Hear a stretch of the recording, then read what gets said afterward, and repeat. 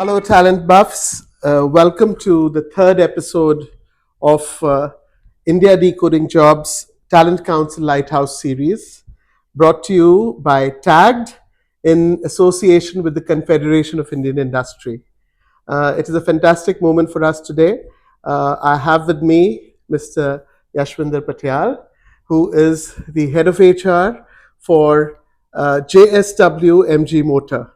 And I would be very happy to tell you that this is one brand which, in this third episode, brings to us the latest in automotive, because the latest in automotive, we all know, is EV, and this is one brand which is really going strength by strength in that domain.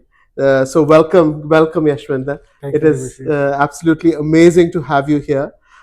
Just to give a little context, the Lighthouse series brings thought leaders from across industries, thought leaders like Yeshwinder, your peers from across industries, to give us thoughts on the talent on the demand side and on the skills on the supply side. How does it all get balanced? And it brings the trinity of government, academia, as well as industry together. So in this discussion, we will have three sections. The first section is called Decoding the Jobs. Some very interesting questions that will come to each, that will be discussed between Yash and me. The second is Spill the Beans. Spill the beans, of course, literally means that there's some very quirky questions which will come to Yeshwinder, and he will be expected to answer them as is. And of course, the last one we'll end is the section called Experts Advice, and we look at Yash through his experience at MG on some of the key questions we ask there. But to give you context, of course, he's an IM grad himself, and he has been instrumental in setting the foundations for a fantastic people talent agenda in MG. And he, not only that, is a fantastic proponent of diversity. Some very good best practices that could be emulated industry-wide have been set up by him. So it is our absolute good fortune to have you. Welcome once again. Thank you, Devashish. So with this, Yash, I would have wanted to, before we move to the sections, I wanted to start with my first question to you, which is round zero actually. Which is your favorite MG car? So round zero goes unannounced. Absolutely unannounced, unprepared. Unprepared. Well, first love is something which nobody forgets. Yeah. And for me, MG Hector will be that Of course. one car, because that's the first vehicle which everybody in the organization, I mean, if I talk about me, if I talk about our MD Rajiv at that point of time, the rest of the team, everybody had made sure that we get this right product at the right time. Right. And that will remain my favorite. And you did that. I mean, with the number of hectares we see on the streets in India, and how amazingly, despite all odds, if I may say so, because you see the entire EV setup needs such a lot of ecosystem at the back of what is now being developed in India, the entire battery ecosystem, charging ecosystem. But despite that, there's been such an amazing, resounding appreciation for this product by MG.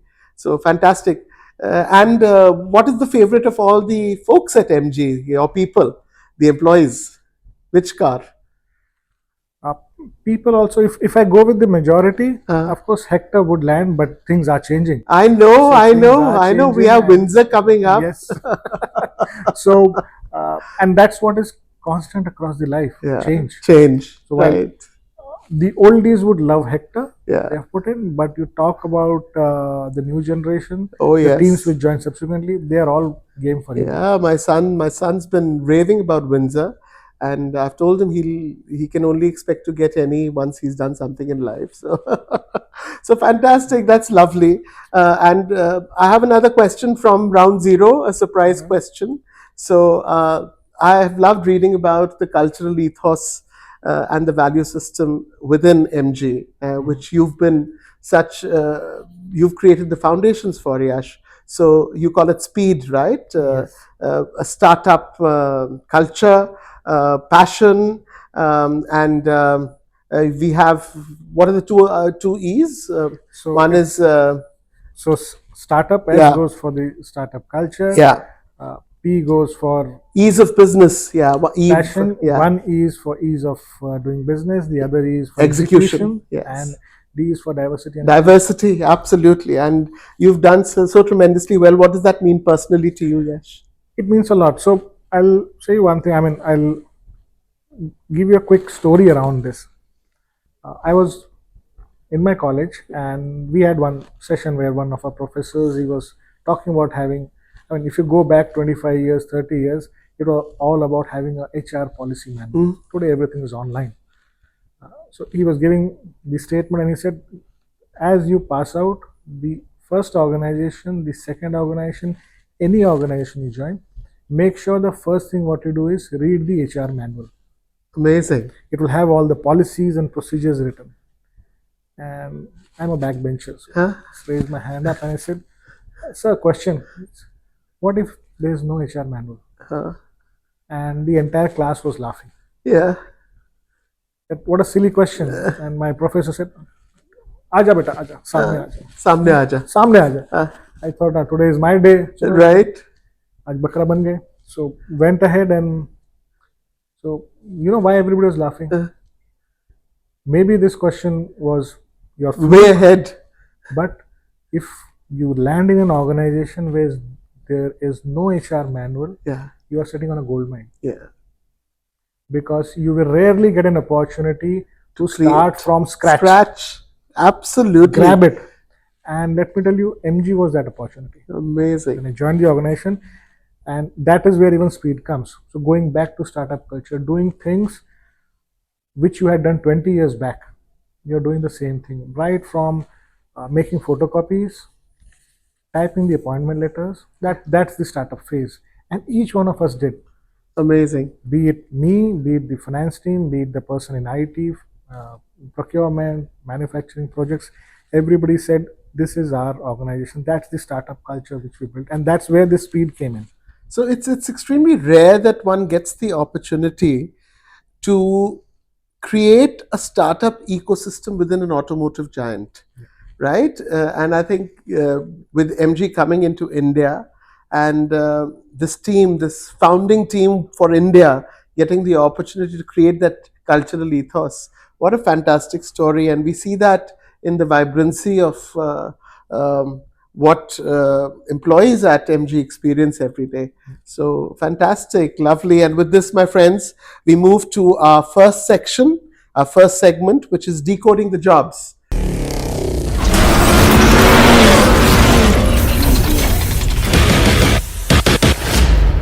Right, and the first question is, Yash, and this has not just been curated by us. These questions have come from academia and other sources too, and they've been polled together, and that's how these come to you.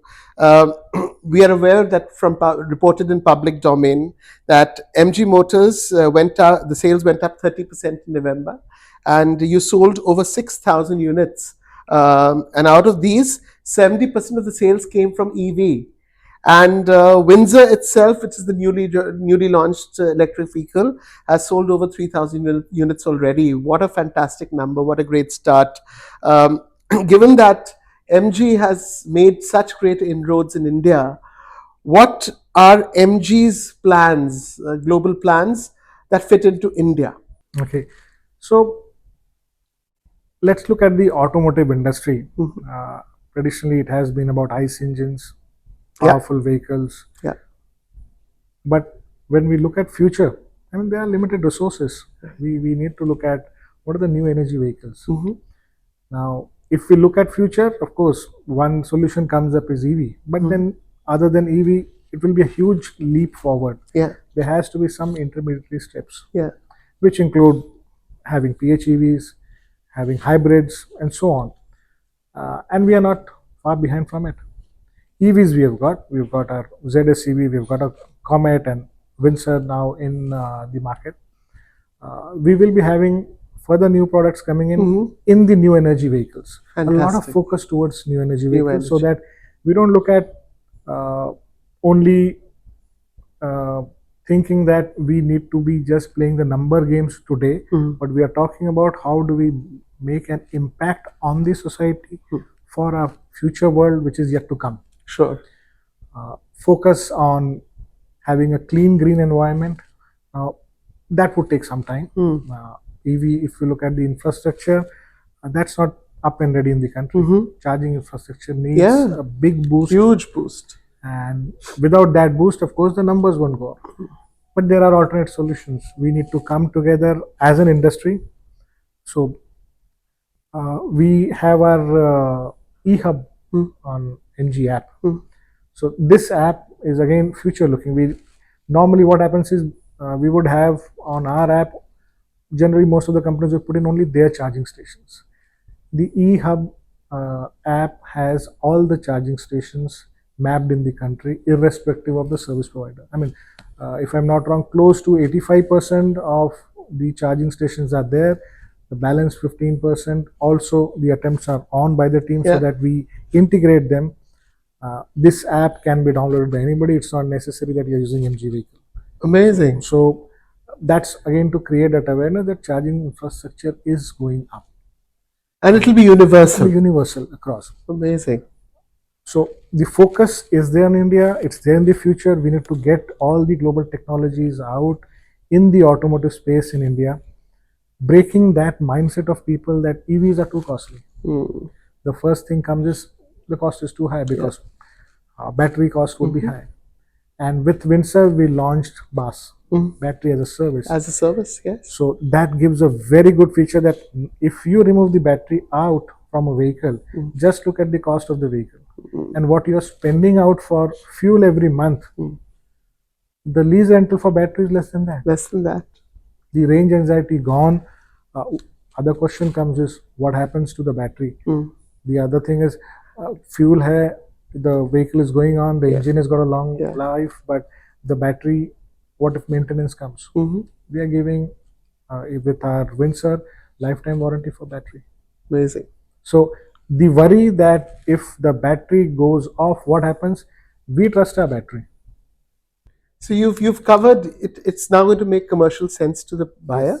Number one. Number two, it's also going to take care of those worries about how does the maintenance of the battery happen, and the risk associated with who will take care of it if something goes wrong. So fantastic. That's absolutely amazing. And I'm very optimistic about this change in the country because we've done it once earlier when we moved from regular fossil fuels to CNG.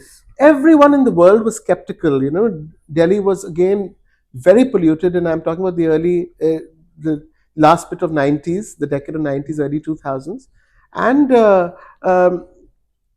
everyone thought, how will CNG as a fuel, because it's a whole new ecosystem of vehicles, especially public transport, how will it ever get captured? But in a matter of 1 year, the entire network was created, and look at it, how it is parallelly, smoothly running. You're very right. I remember at that point of time, the first time when it was introduced, I came and there were long queues at CNG stations.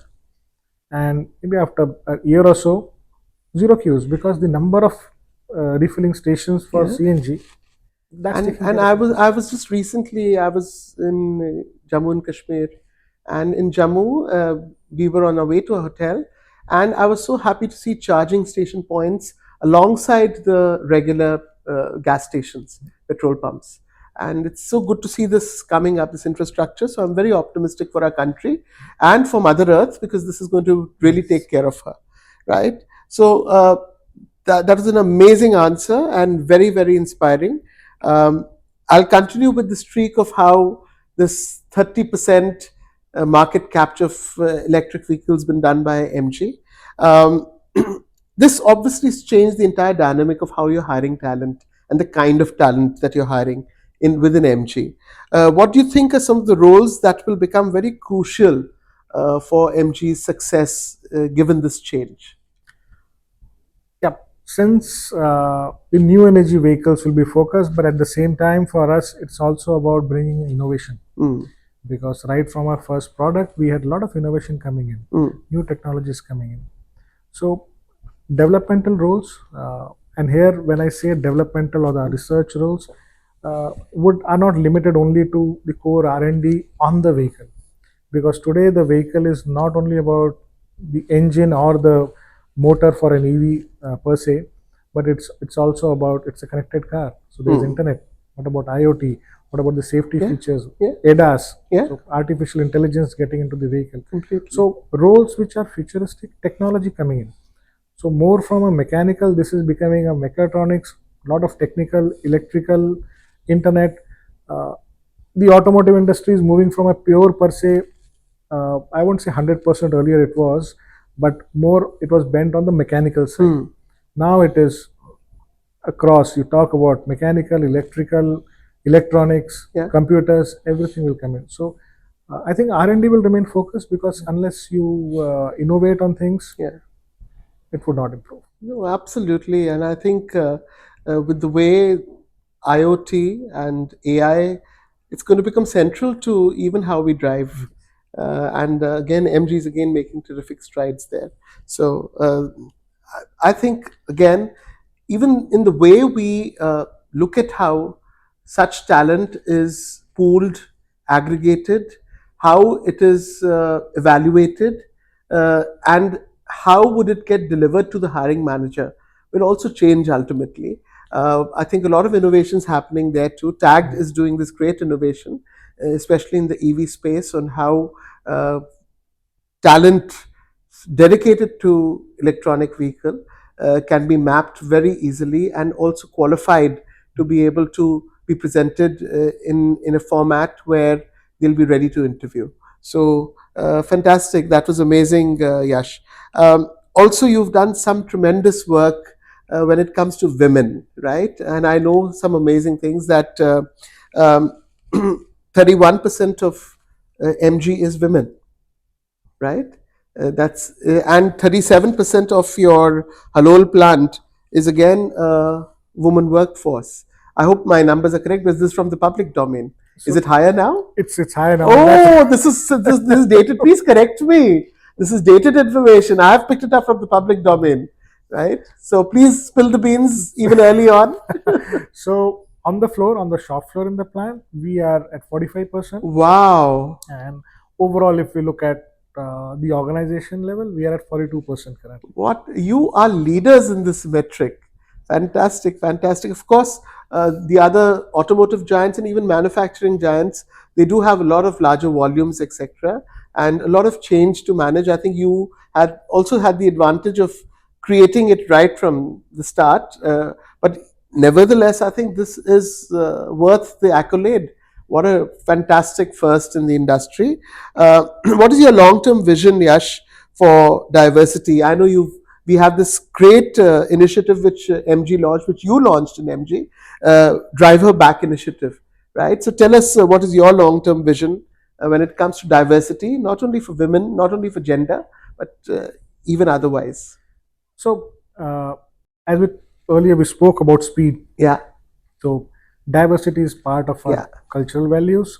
Diversity is also one of our core brand pillars. Right. And when we talk about diversity, it's diversity as a whole. Of course, gender diversity comes as a subset of it. Yeah. Essentially required for an organization, because unless there's diversity in thoughts, innovation won't happen. Couldn't agree more. And MG is known for innovations. So that's where even the gender diversity thing came up right on day one of when we were setting up the entire thought process of how do we look at our planning for future resources, for talent and everything. And one thing was realized, if we are not targeting women, we are not looking at 50% of the available talent in the market. True that, 100%. And if we are missing that, we are also missing on the needs of 50% of our customers. Undoubtedly. So if we don't, and this requires a rigid, structured focus, because you can't differentiate that I'll give a different kind of service to a male customer and a different kind of service to a female customer, because the product is same. Yeah. The product should be such that it takes care of customers of all the genders. So that's where the focus started, and we said the next step to it to came. Generally speaking, when we talk about gender diversity, most of the organizations focus only at the management cadre, the white collar jobs. Now we need to focus throughout.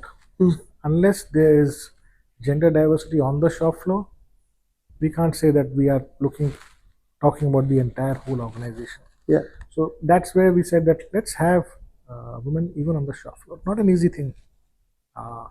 Huge challenges. A lot of mindset changes need Of to be done. course. We were talking of people who have worked in the entire, almost majority of their career. They have not seen women on the floor. How do we convince them? So even before the hiring for women was started on the shop floor, the unconscious bias awareness for people started. And we did had some women leaders and middle managers who had joined. Unconscious bias, being unconscious even at the time of giving this unconscious bias awareness is important. Right. So what I mean by this is, we don't give unconscious bias training only to men. It's for women as well. Sure. Because the same apprehensions even at the initial time women managers had. I don't want a female subordinate in my team, because I can't tell her that this is urgent, so you need to stay back and complete this work today. Or run and get this done. Or run and get this done. I said, अब बोल के तो देखो. Unless you ask for it, you won't get for it. So have you spoken to the female subordinate that this is urgent, which means maybe today you'll have to stay back for an hour, or maybe after going home, open up your laptop, you need to spend 1 hour on this because we are bound by timelines and today we'll need to submit this. No, not spoken. I said, do it. This is what unconscious bias is. So a lot of awareness done on that, which made people understand that probably this is our failure. Going on the floor, to give you a simple example, one of the first thing which comes out is people look at our weld shop or body shop, what we call it. Huge guns which are used for welding. Yeah. How will women handle these guns? How will the weight of it? The weight of it. I said, okay, they're not supposed to lift it. It's automated. It's automated. It's hanging on a shackle. Yeah. And no, but strength is required. Fair enough, strength is required. But even there are men who may not have strength, physical strength. Yeah. So it was making them aware that what's their requirement, pinpointing out. Said, okay, so what is the criteria you have for those selection of men on the floor? Right. Barring the technical know-how. Yeah. And so no compromise on the technical know-how, I said. No, the person should have minimum this much of height, fair point, this much of weight. So what happens if the weight is less? So all engineering things. Momentum. So body has a momentum, so mass. I said, very good point. We keep the same criteria for women. That somebody in weld shop should have minimum this weight and this height. Yeah. So that they are able to control the weld gun. Very simple. Yeah.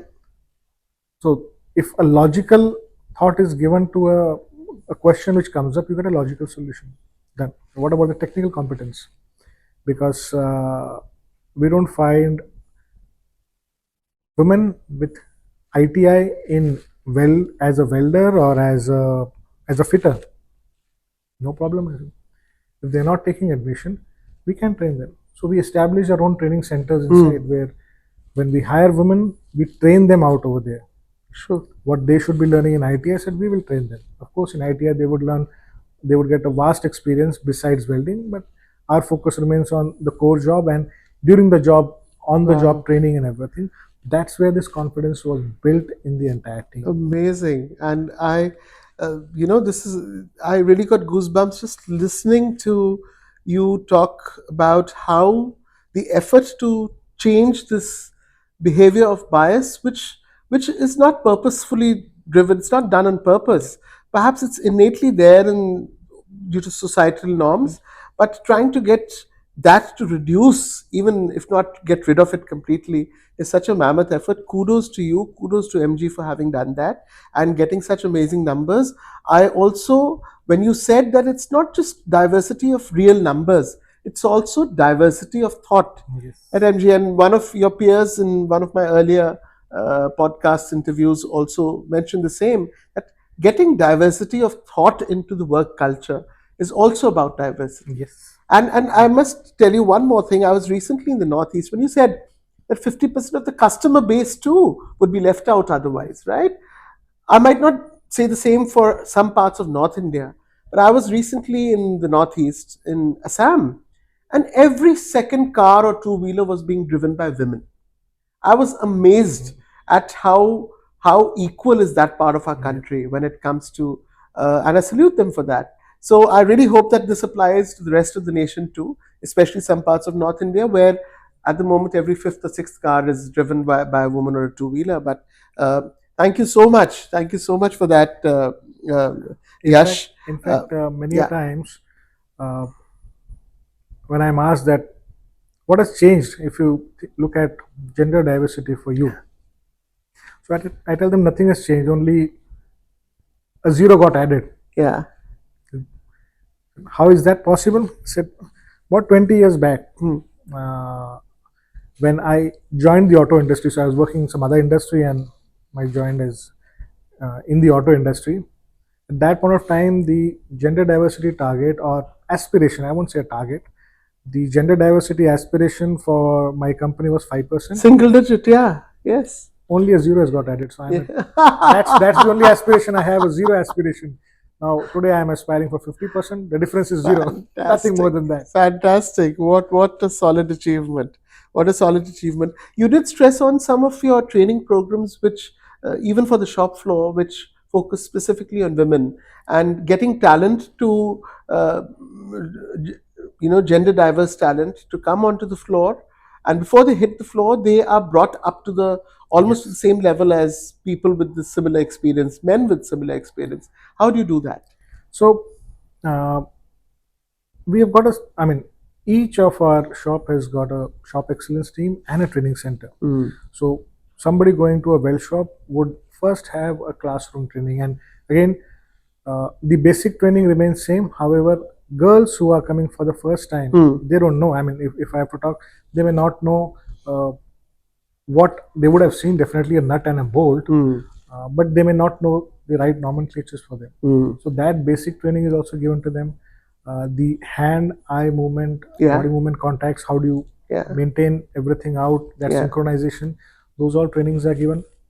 So that's the first classroom session, which is structured. There's a 21 days training program where they are only supposed to get trained under a first learn. So it's going back to school for some days, on the job training out over there in a controlled environment.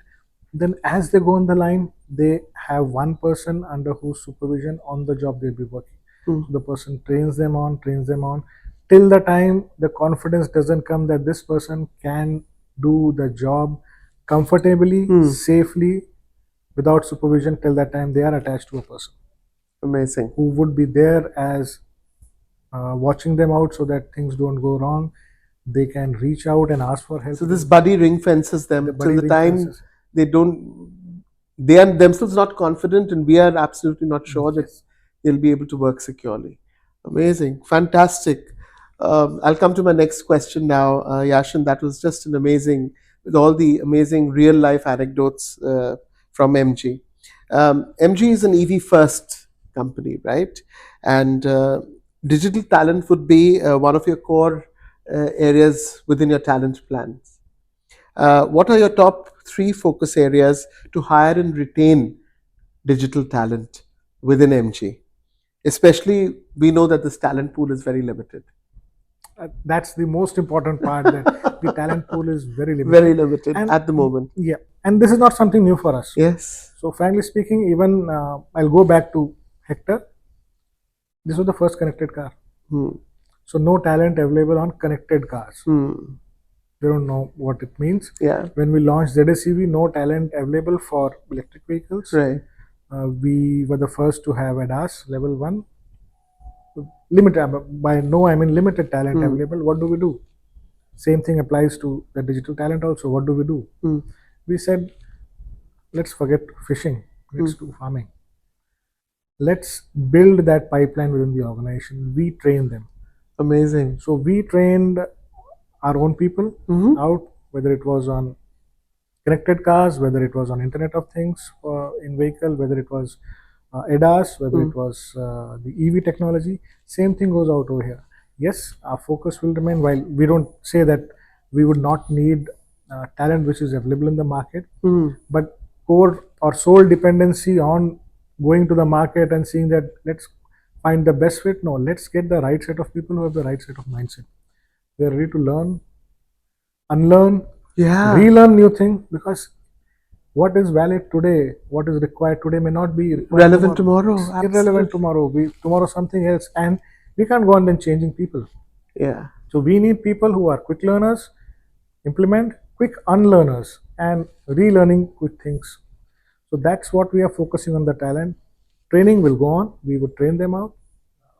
We do both our parts. So I know we may not be able to retain everybody, but the talent remains in the auto industry. Amazing. Yeah, it does. And that's a very magnanimous statement to say. And with this, you've already picked up my next question, because with this change happening and the whole ecosystem of automotive changing from traditional engines to EV, there's a lot of DNA change that's required within talent, existing within the organization, and even talent that you hire. You just spoke about it. How are you making this DNA morphed? How are you changing it to be more EV than ICE? So goes back to the same thing. I mean, one thing what happened when we were during the initial time, what you mentioned, I'll go back to the speed thing. The being passionate, the P, which is passion. Be passionate. Take pride of doing whatever you're doing. Yeah. Have that startup culture that no job is small, no job is less important, each job is equally important. So removing those inhibitions amongst people, and this goes right from day one when the person joins the organization. So the person knows that yes, there'll be new learnings. Everybody is uncomfortable leaving the comfort zone. Yeah. That's why it is comfort zone. But leave it. We are there with you. Any anecdotes where you've done this successfully, changing this DNA? Many places. We've got people. I mean, so typically what happens, I mean, even in my previous organization, there are mandatory job rotations. A lot of organization leaders push across. Every 3 years, there has to be mandatory job rotations. Yeah. But if it is made mandatory or enforcing it, we said, no.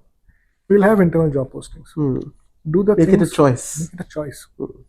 There, when a person comes in, and we have many people out over here in the organization who said, today I'm into manufacturing. I would like to do engineering. I would like to do program management. I would like to try and get into after sales or sales. Sales, yeah. Try it out. What would happen? You would fail? No problem. We are there to train you. If it so happens after spending a year or two, you feel, no, this is not my cup of tea. Fair enough. We have a job for you in manufacturing anyway.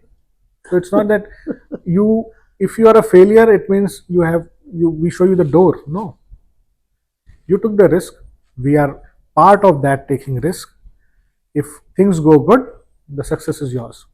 If things don't go good, we are both jointly responsible for it, and we'll make sure that we take care of you. So that training continues out, that development continues out, and we see a lot of, people take that up in the positive spirit.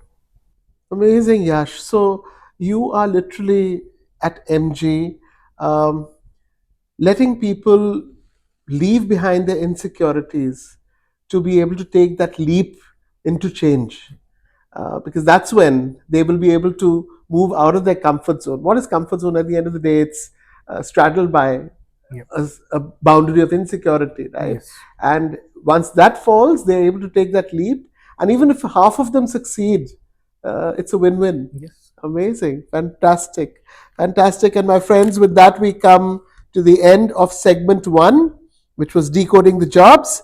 And we now move to segment 2, which is again going to be very interesting because we are going to be spilling the beans, Yash.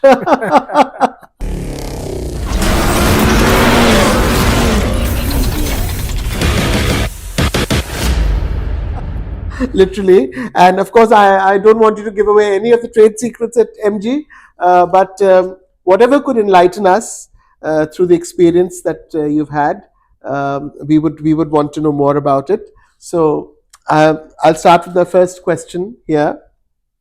Every DEI, and I'll tell this for the audience, diversity, equity, and inclusion journey has its defining moments. Could you share a recent story or a milestone from MG that you feel very proud of, and what has made it such a grand success? So A recent one, because a lot of it is already there in public domain. So I'll share with you what is not there in public domain. Yeah, sure, please. This goes back. You asked me about the drive her back. Yeah. Which we started. Yeah. So when we started this, the thought process was clear that yes, we know that many women do take breaks. Whether it is, I mean, we can't stay away and close our eyes from by saying that no, this is not true. We know the how things happen in India. So if a family support is required, generally it will be expected that my wife should leave her job and take care of my of family, whether it is parents, kids. I will continue working. Yes. So we went to it. We said yes. Many women leave their jobs either after marriage, after having their kids, or to support family. Maybe they relocated to a place where there were no jobs available. Maybe the husband was working at a remote location, and now they have a gap. And it is HR professionals like me, like us, I would say, Yes. who, when these women want to come back, they ask a standard question. Okay, you have been out of market for almost 2-3 years. So how do you know that you are updated with the latest trends? And there will be a gap, I said.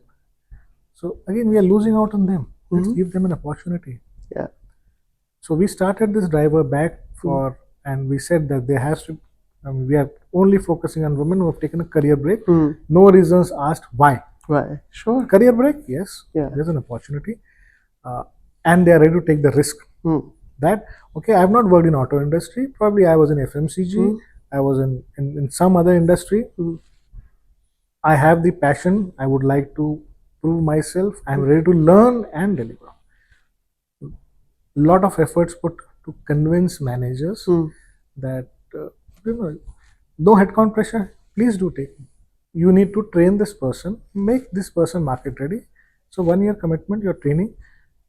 If we have a job, performance is good, we may see. Otherwise, they may find a job outside, back in their own domain or in their own industry with what work experience they have. So we had the first year the joining done, and at the end of the year, the managers were saying, I'll tell you, there was a manager, and this is one special thing. It's a 1 year program. 8 months after the program, he came to me and said, I have this lady in my team who's part of the driver back. I have a position. I would like to confirm her on regular employment. I said, see, this program is for 1 year. Now, I would not like to disturb somebody out from the program, because the moment this person goes into a regular thing, probably some part of training may be missed. Because we have, it is not only about work, but it is also a developmental program. So there are different training programs, developmental programs, which under the driver back these women undergo. So let's continue for 1 year. You may hire a person from the market for this position if required. And this gentleman told me, no, she's a good talent. I don't know. What if I hire a person and at that point of time I don't have an open position? We'll see. It is 4 months hai. We are growing. We'll figure it out. Yeah. We'll figure it out. 4 months we are growing anyway. Some new positions will come up. Yeah. The person did not fill that one position for next 4 months, with the fear that if I fill it up, Yash is going to tell me, you are exceeding your headcount budget. I will not allow it. He kept that position vacant for 4 months, managed it, and the moment 4 months were the program ended, of course 15 days before, I hope you remember what you had committed. I said, yes, this lady is going to join you up as a regular employee from the next day of end of this program. That was the commitment I gave. He said, and then he told, I have kept this position at count, so you don't even have questions on a vacant position. So that, in fact, puts across a reverse positive pressure on me, that what we started Yeah. a year back, Yeah. this is that. And I won't say he was one of the person who was earlier questioning me, but yes, that also sent the message across to the rest of the Sure. leaders in the organization that Sure. this is what happens. We, in fact, in last 5 years, we've hired close to 40 people in our team, 40 women, as part of a regular workforce who joined us under this 1 year program. Amazing. Some of them, of course, subsequently took the decline to join, because women on pan-India basis, they join us. They said, we are getting an opportunity which is closer to my hometown, I would like to go there. Fair enough. Yeah. But we offered 40 people to join us as a regular employee. Yeah. And majority of them joined. Some, of course, which is part of life, that yes, somebody is coming from Bangalore or Chennai, worked with us for 1 year, they're saying, we are getting, thanks to you, I'm getting a job in auto industry, which is at Chennai. Fair enough. Amazing, amazing, Yash. What a story. What a story. I think such opportunities will really pave the way for equitable workforce, right? Huge applause to MG for that. Um, we are in a very competitive world when it comes to talent, especially attracting talent, and a great employee value proposition, EVP, plays a central part to that. How do you keep up? How does the employee value proposition work for employees at MG? So things are changing. I mean, when this EVP word was coined, it was more to do with compensation, benefits, what are the extended offerings, what the organization is giving, which will attract people, because they see out. But if we look at today's generation, they are not only focusing on compensation and benefits part, they are more looking at how my interests and company's interests go hand in hand.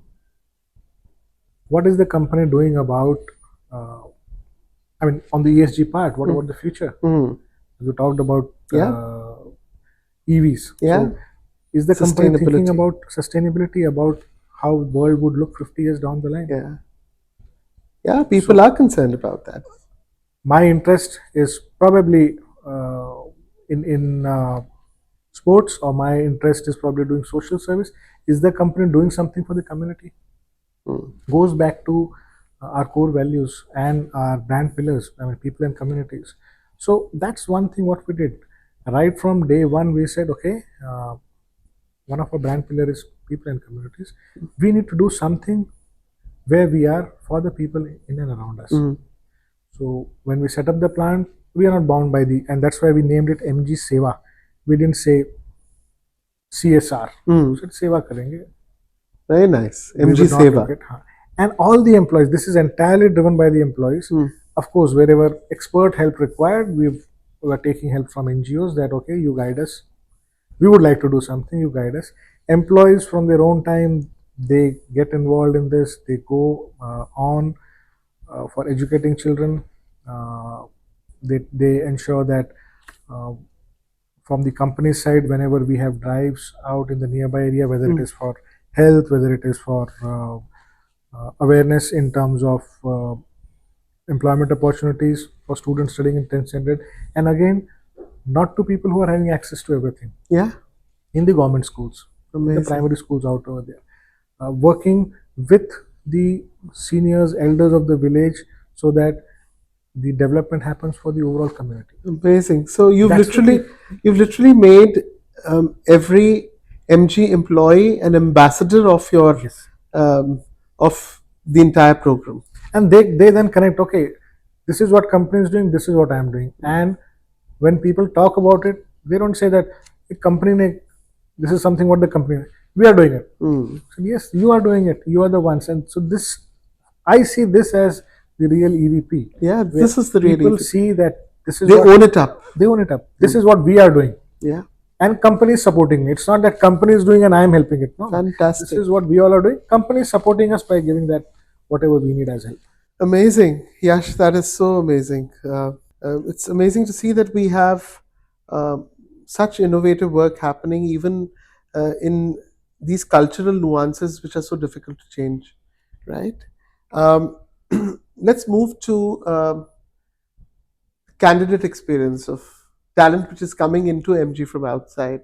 Um, how do you create an exceptional candidate experience for talent which is prospecting MG as a future employer? So one of the key things which I mean, a candidate expects right from the day he or she would receive a call,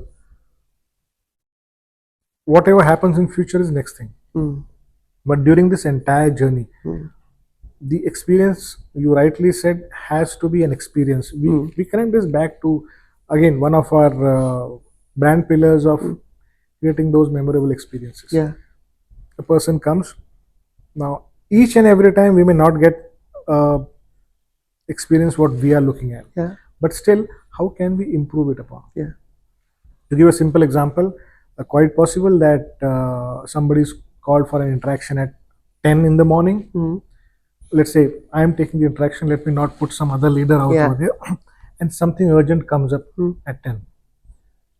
The candidate should be at least made aware that while we had a meeting at 10, somebody yeah, informs it, there's something urgent going on, maybe. So please wait for 30 sure, minutes. Meanwhile, of course, tea, coffee, whatever sure, refreshments. And the when I land up at 10:30, don't jump into it saying, I'm late. The candidate was already there on time. Let him know that you were on time, I was late. Do apologize. There's nothing wrong in saying sorry if yeah, something has yeah. happened. And how have you tried to bring in technology somewhere Yes. through this experience? So AI is changing Yeah, everything. yeah. Now, there's a mixed kind of view Mm. being an HR professional on AI. Yeah, AI will be able to help it'll not in solve reducing. It everything will not though. solve everything. Yeah, So at times I have that difference of way. Many people say that any AI will take care of everything. AI cannot get that human touch. uh, It will definitely. I mean, we are talking to each other. Uh, Maybe AI can have a virtual. mm, She's sitting in front of me and talking to mm, me, but will I be able to connect with a virtual Devashish? mm, mm, Because virtual Devashish is having limited set of questions and responses, mm, but there will be no personal connect. mm. And we are humans, so we are using AI wherever possible, and of course, trying to make sure that take it to the next step. But these will be baby steps ahead. Till the time we don't feel confident. I mean, I still believe that being a traditional, I would say in certain things, you may call me a traditional person, but uh, HR stands for humans, and Of so course. we should not forget that. Leverage AI to the best possible extent Yeah, wherever possible. Whether it's there are a lot of activities which are transactional in nature. yeah, There we can very easily make life easier, both for people on this side of the table of yeah. HR or for the employee. There we are leveraging. So I believe tech AI goes hand in hand, and it intertwines in the process. And there will be some touch points which will be human, which bring it all to a closure where the rubber meets the road in terms of candidate experience.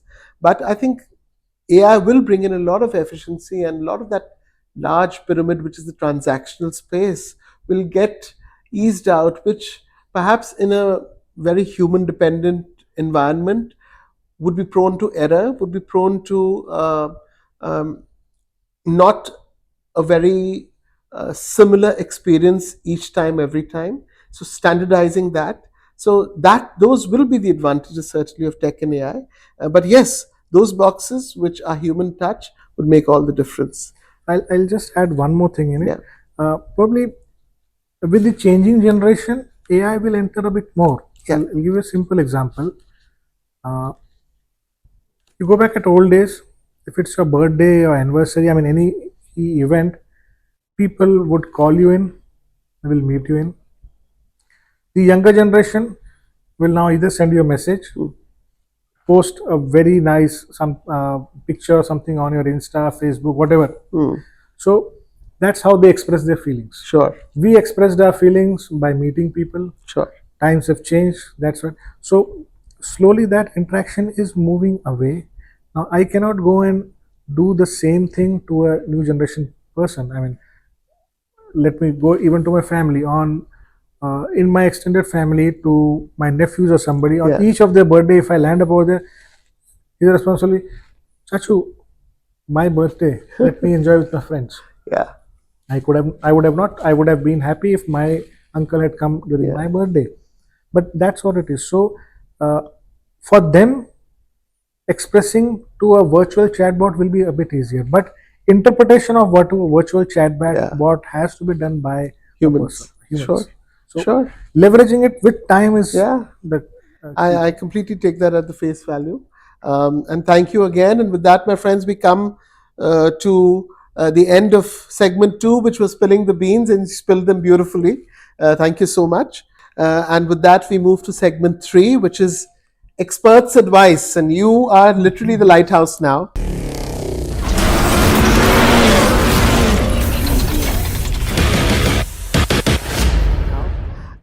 And I'm going to ask a tricky question here. How can policy changes create a more sustainable ecosystem for electric mobility in our country? a really tricky question, because and frankly speaking, a lot of discussions around Yes, this. yes, But if I have to talk about my views on this, yeah, I think a good push is required from the government side yeah, to make this happen. yeah, Because unless there is something which the customers see, maybe in terms of certain state governments have done, waiving of the registration for the new vehicles, making the infrastructure ready in terms of the charging infrastructure, having that on the highways, the sure, last mile connectivity issues which come up with EVs, and making changes even in the educational course curriculum. yeah, Because unless everything is done simultaneously, one single effort would not lead to having a drastic change. absolutely, Multiple things need to be done so that when we look at future, the results come almost at the same time. yeah, absolutely. Couldn't agree more. And I think we just launched our India Decoding Jobs Report 2025 yesterday. And I'm aware that the government is really making a great push. They are doing everything to be able to, within automotive, promote sustainable EV solutions. I think, but I do believe it's also a great social change that is required, right? Exactly in the way how people think, etc., etc., and even in the infra that would support flying of such green vehicles. That, to my mind, will come together when society, together with industry, academia, and government as a four quadrant come together to be able to make this happen. So, Very rightly absolutely, said. right? Yeah, I believe that is when the change will happen, and it is already happening. And like it happened in the age of CNG, I believe these next 2 years are going to be very critical on this Absolutely. change in the way this landscape of infrastructure will change in India to support green mobility. Fantastic. My second question: how can academia and industry work together to prepare talent for new age automotive roles? So industry out over here, I would say, will play a major role, because I mean, since the time I went to college, I would say not school times, but since the time I went to college, I remember everybody talking the same thing. Yeah, What is taught in your colleges is not industry relevant. yeah, Both our professors, as well as when I started working, my seniors was telling the same thing.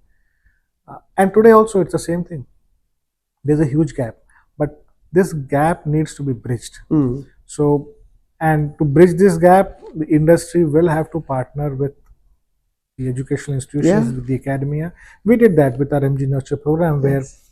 we felt that on The MG Nurture program. MG Nurture program, under that we've done multiple MOUs with universities, so engineer degree colleges, diploma colleges, as well as ITIs, Sure. because we need all kinds of talent. Wherein we saw that EV technology would be something should be coming in. Right. So how do we train them? Right. So making students aware and ready, employable the time they complete their education by imparting the EV related education during the course itself, which is not part of their regular course curriculum and is being offered free of cost. Yeah. So And also helps to ensure that whatever is being consumed by the students is not outdated. Yes. It's the latest technology. So industry coming and playing that central role in creating the latest curriculum as well as imparting it.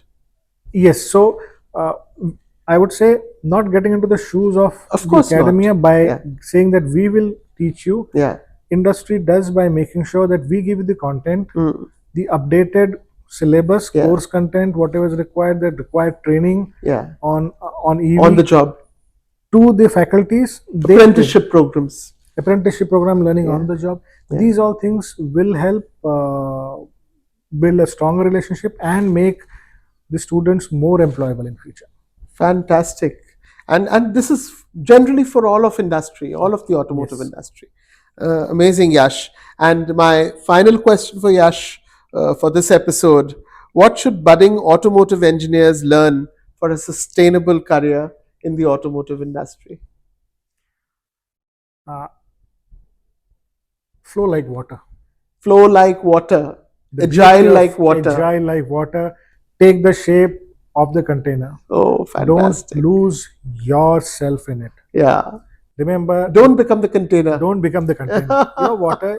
So things will change, and be that change agent. So keep learning new things. Don't Keep have unlearning. keep unlearning. Yes, Yeah, I very keep important. learning, Yeah. unlearning, relearning new things. Don't fix yourself that if I would like to be only a, I would say, engineer into development or a specialized person.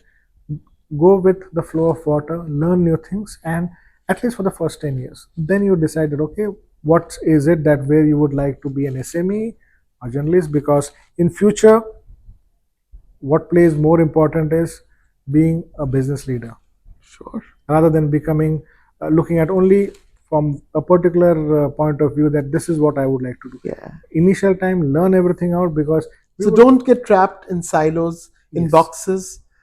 Be agile, flow like water. Flow like water. Mold yourself to what is the latest opportunity. Grab them. Mold yourself, morph that change to keep yourself relevant Yep. for the future world. Fantastic, Yash. I think that is a fantastic takeaway for future talent that is aspiring to join not only the automotive industry but MG in particular. And with that, we come to this end of this episode, and I salute Mr. Yeshwinder Patial for this amazing lighthouse information that you've given us. Thank you so much on behalf of TAGD as well as the Confederation of Indian Industry. Thank you, sir. Thank you so much. Devashish. Thank Great. you. It was a Thanks so pleasure. much. Same here. Talent Buffs, stay tuned for our next episode where I'm going to be conversing with a new age entrepreneur who's doing some fantastic, very innovating work in the field of education, preparing our nation for what is most required in talent for tomorrow. Please stay tuned.